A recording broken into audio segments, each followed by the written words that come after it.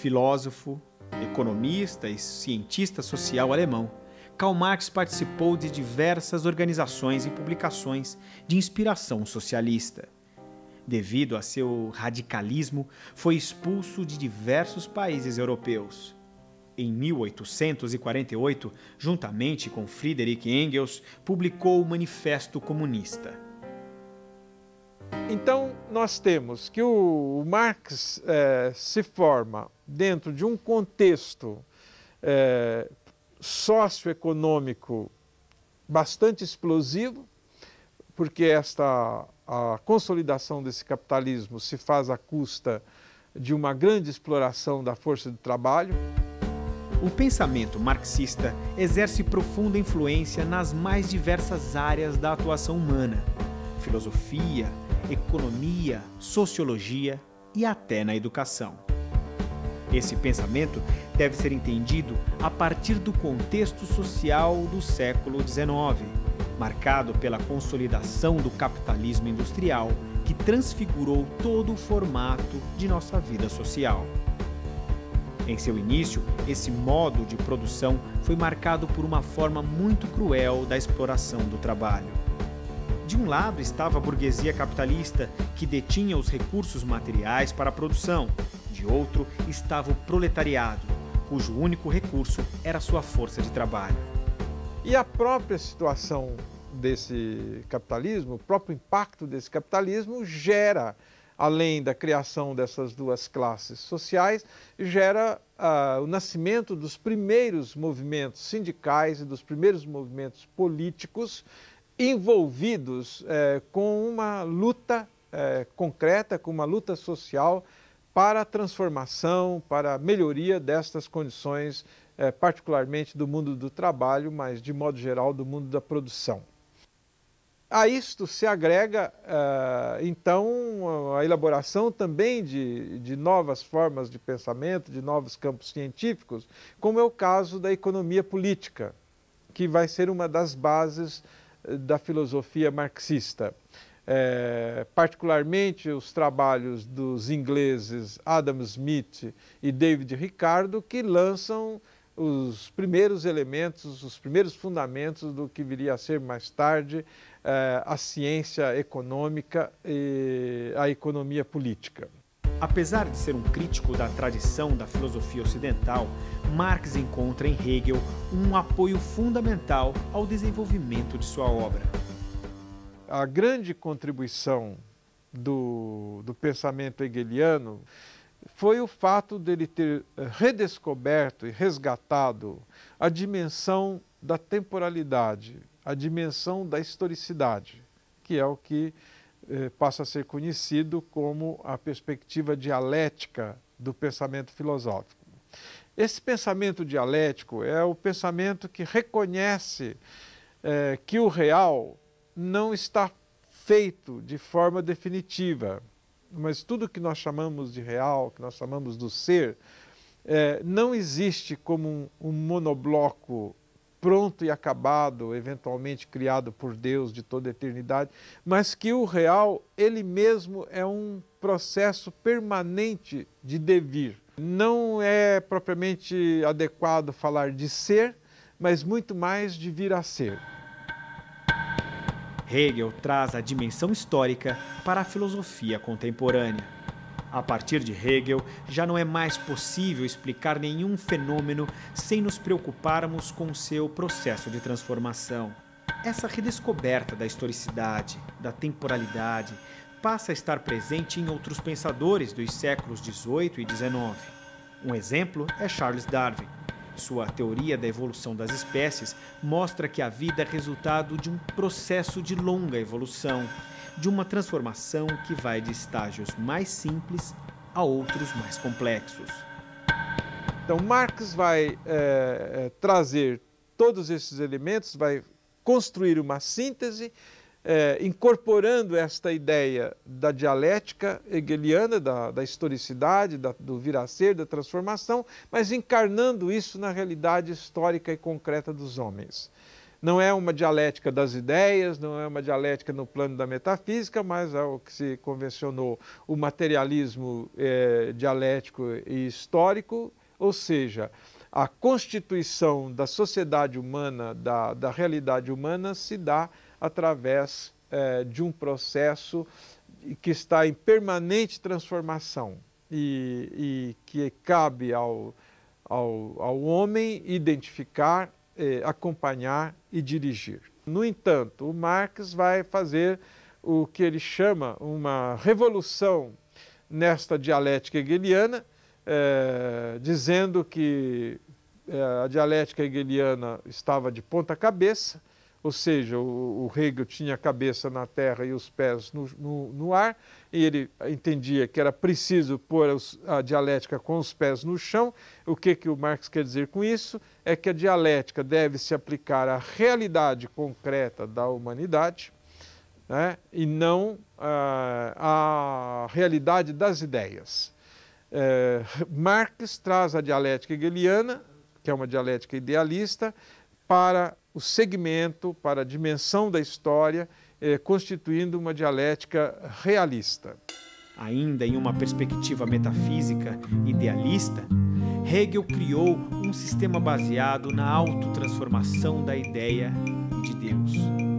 Para ele, o homem é uma figura do Espírito Divino que está se realizando. O movimento de vir a ser que Hegel coloca na realidade do divino, Marx coloca exclusivamente no tempo histórico do homem. A síntese do pensamento marxista será posteriormente reconhecida e assumida como sendo aquela de uma filosofia designada como materialismo histórico dialético. Materialismo não é no sentido vulgar deste termo, que como só se reconhecesse a matéria bruta, mas pura e simplesmente a negação de uma perspectiva puramente idealista, transcendentalista, como era defendido por Hegel. Marx diz que a dimensão espiritual e toda a criação cultural são partes integrantes da humanidade. Não há nada fora da realidade concreta e material vivenciada pelo homem. E, portanto, um vir a ser material, um vir a ser histórico, ou seja, ele não é dado, este real nunca está idêntico a si mesmo, ele não é um real permanente, mas é alguma coisa que está sempre em transformação, né? E dialético, porque esta transformação segue um processo que não é um processo linear, não só uma sucessão cronológica, mas essa transformação se dá graças a um conflito interno, a uma luta dos contrários, sempre por preencher uma etapa é sempre saturada e depois de saturada esta etapa que se chega a uma nova etapa. Então é exatamente esta a contribuição que o Marx retoma do Hegel, não é? Mas encarnando esse método dialético, esse processo dialético na realidade histórica da humanidade. A civilização constrói-se pela sucessão de diferentes modos de produção, mediante um processo dialético de transformação. Esse processo dialético de transformação realiza-se com um movimento que Marx retoma de Hegel. Segundo Hegel, toda situação existe, em seu primeiro momento, como tese. Em seguida, vive uma dinâmica interna, uma negação de si mesma, passando de um polo a um polo oposto. Seria o estágio da negação da tese, ou a chamada antítese. Por sua vez, a antítese passa por um momento de negação, saturação e superação, chegando então ao terceiro estágio, a síntese. Dando um exemplo bem acessível, a infância é o momento da tese do indivíduo, da vida do indivíduo. A adolescência é a antítese, não é? Na medida em que o Hegel está dando um exemplo mais de cunho psicológico, né? O adolescente, ele quer se afirmar negando a infância, a adolescência se afirma negando a infância, enquanto que a maturidade, a idade adulta, seria a afirmação da identidade da infância, da oposição da adolescência, mas ao mesmo tempo a superação das limitações e dos confrontos desses dois primeiros momentos. Da mesma forma, a história segue esse modelo dialético, passando por momentos de afirmação, negação e superação. Nesta linha, o capitalismo é visto como uma das etapas. O modo de produção capitalista veio substituir o modo de produção feudal, que por sua vez substituía o modo de produção antigo. É assim que o Marx vai estudar como se processa esse modo de produção capitalista, o que está em jogo nele, e indicar como estas situações vão chegar ao momento de exaustão e que vão exigir uma nova etapa que virá através do comunismo e do socialismo. Duas das mais importantes obras de Karl Marx foram O Capital e a Ideologia Alemã. Em O Capital, Marx faz um tratado de economia política em que mostra como se dão as relações entre capital e trabalho no modo de produção capitalista. Já em A Ideologia Alemã, faz uma crítica à tradição filosófica ocidental, mostrando como ela sempre esteve alienada das condições históricas reais da civilização. O marxismo, então, trabalha com três categorias fundamentais. Uma infraestrutura, uma estrutura e uma superestrutura. A infraestrutura é o conjunto das condições objetivas e materiais para a existência humana. Por exemplo, o planeta, a matéria, a natureza física, o nosso corpo humano. A infraestrutura é mais de natureza econômica, entendendo por econômico esta relação, esta intervenção do homem sobre a natureza material, através do trabalho para produzir os bens de que ele precisa, começar pelo próprio alimento, né? Mas também o vestuário, a habitação, etc. A estrutura social é a organização da sociedade em consonância com esta infraestrutura. E há uma terceira dimensão, que é a superestrutura, que é o universo propriamente da cultura, o mundo intelectual, o mundo do pensamento, toda esta esfera simbólica da cultura, onde nós vamos encontrar, por exemplo, a ciência, as religiões, a arte, a filosofia, enfim, toda essa dimensão que é um terreno mais específico da produção subjetiva. Para a filosofia marxista, essas três esferas, a superestrutura, a estrutura e a infraestrutura, estão intimamente articuladas entre si.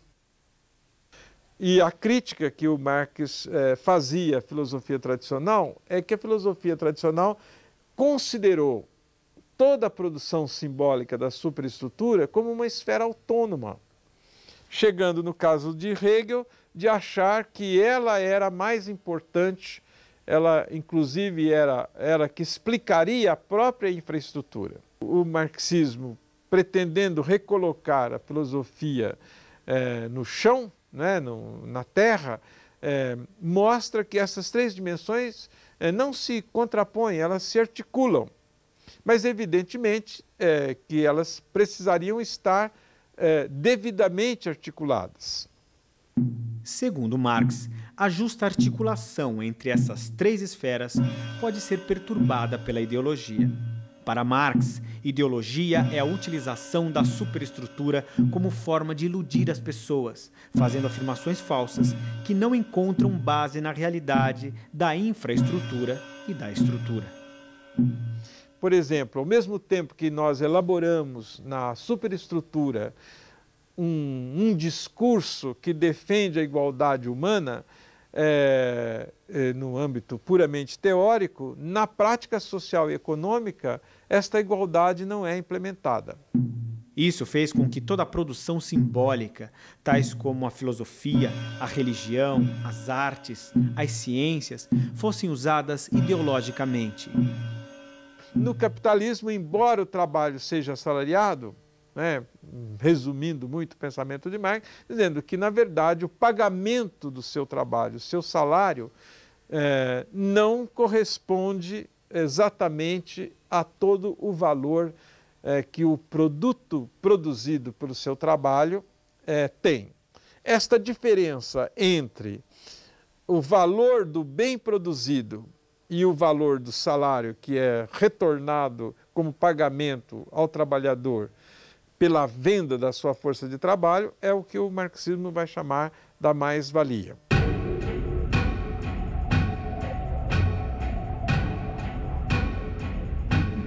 Há outros segmentos no tecido social do modo de produção capitalista, mas sem importância quando comparados ao proletariado e à burguesia.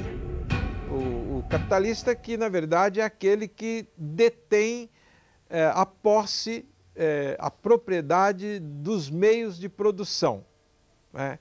São aqueles que detêm a terra, que detêm o capital, né, que detém a tecnologia, né, que representa as condições sine qua non para que a natureza possa ser transformada.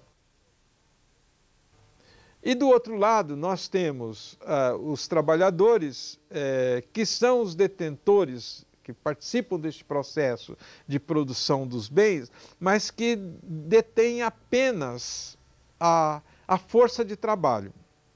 Ele não possui a terra, não possui o capital. Então, o capitalismo precisa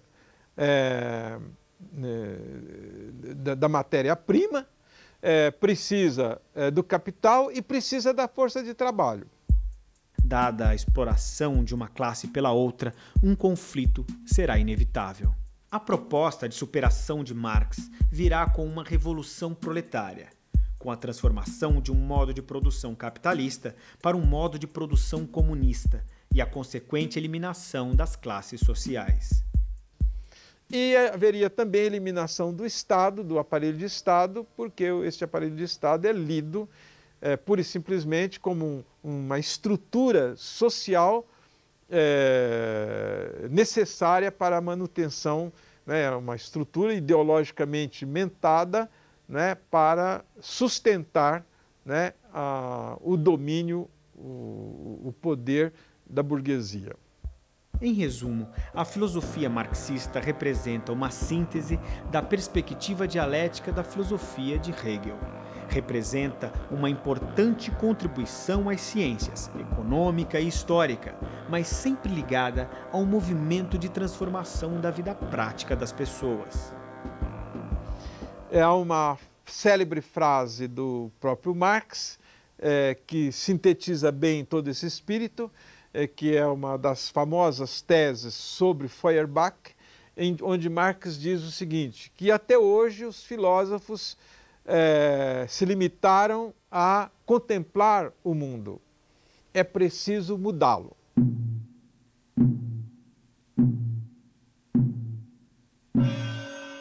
É por isso também que muitos vão chamar a filosofia do Marx de uma filosofia da praxis. Ou seja, não cabe aos filósofos apenas interpretar o mundo, mas o que o pensamento precisa fazer é transformar o mundo. Isto faz da filosofia marxista também uma plataforma de uma proposta política revolucionária de transformação, de modificação da sociedade. Esta ideia de que a teoria só tem sentido na medida em que ela esteja trazendo uma referência para a prática, ou seja, conhecer para transformar. É por isso que as ciências que precisam, os campos de conhecimentos que precisam ser privilegiados, fundamentais, é o campo da história e o campo da economia política. No conjunto da filosofia marxista, a educação não é trazida à baila de uma forma muito sistemática. Assim, literalmente falando, Marx escreveu muito pouco sobre educação. Mas isso não quer dizer de maneira nenhuma que não esteja implícito nesta filosofia uma preocupação muito grande com o educacional e com o pedagógico. É que para o marxismo e particularmente para o Marx, a educação faz parte da dinâmica da política. A filosofia marxista é uma análise sobre a dimensão política da sociedade. Traz implícita uma proposta político-pedagógica que reconhece que o papel mais importante da educação não é o desenvolvimento individual, mas o de colaborar para a transformação da sociedade em suas dimensões política e econômica. Quer dizer, ao contrário da filosofia clássica, que, à luz de Santo Agostinho, de Santo Tomás de Aquino, que pensava que se nós tivermos um indivíduo bom, nós vamos ter necessariamente uma sociedade boa, o pensamento aqui é invertido. É uma sociedade boa que gera o indivíduo bom. Para melhorar a superestrutura ideológica, é preciso que haja um investimento político para melhorar as condições da infraestrutura econômica e da estrutura social. Eu diria assim, que numa perspectiva marxista, a educação tem duas tarefas, duas grandes dimensões. Uma que seria de caráter mais negativo, que é justamente de fazer a crítica, fazer a denúncia e diagnosticar as várias formas de alienação a que somos conduzidos pelas ideologias. Então, esse trabalho de crítica ideológica, de denúncia, é preciso ser feito, cabe ao conhecimento, cabe à educação. A educação é uma mediadora do conhecimento de esclarecer, de elucidar e, consequentemente, de denunciar. Para fazer um trabalho de esclarecimento da sociedade, são necessárias as chamadas ciências críticas, tais como a história, a economia, a filosofia e a política. Assim como acontecia no projeto iluminista da modernidade, o marxismo privilegia a razão como instrumento de esclarecimento da sociedade. Mas, enquanto no iluminismo há uma perspectiva de neutralidade, no marxismo busca-se a transformação da realidade social. E de um lado mais positivo, é anunciar, propor uma nova realidade social e cobrar dos responsáveis, dos agentes históricos, uma nova praxis, não só organizativa da sociedade, mas também na condução da vida social, atribuindo a todas as pessoas as suas responsabilidades, mas também os seus direitos. É utilizar todos os recursos que foram acumulados pela cultura no desenvolvimento de uma educação emancipatória. Não há como não lembrar Rousseau, de um novo contrato social, mas um contrato social não baseado numa teoria romântica da natureza humana, mas um contrato social baseado no conhecimento das engrenagens da própria vida social.